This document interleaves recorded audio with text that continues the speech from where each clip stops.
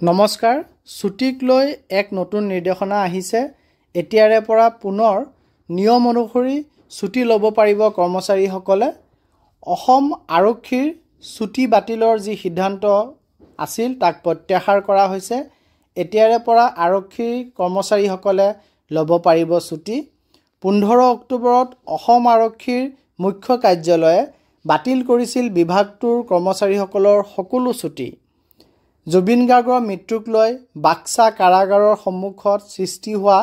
পৰিস্থিতিৰ বাবে বাতিল কৰা হৈছিল অসম আৰক্ষীৰ সকলো ছুটি পূৰ্বে অনুমোদিত ছুটিসমূহো বাতিল কৰা হৈছিল যিখিনি ছুটি অলৰেডি এপ্ৰুভড আছিল সেইখিনিও কেনসেল কৰি দিয়া গৈছিল কিন্তু শেহতীয়াকৈ যি পৰিস্থিতি উন্নত হৈছে তাৰ প্ৰতি লক্ষ্য ৰাখি এই সিদ্ধান্ত উঠাই লোৱা হৈছে এতিয়াৰ পৰা পুনৰ নিয়ম অনুসৰি ছুটি ল'ব পাৰিব অসম আৰক্ষীৰ বিষয়া কৰ্মচাৰীসকলে জোৱানসকলে গতিকে অসম আৰক্ষীৰ কৰ্মচাৰীসকলৰ কাৰণে এটি ভাল খবৰ ধন্যবাদ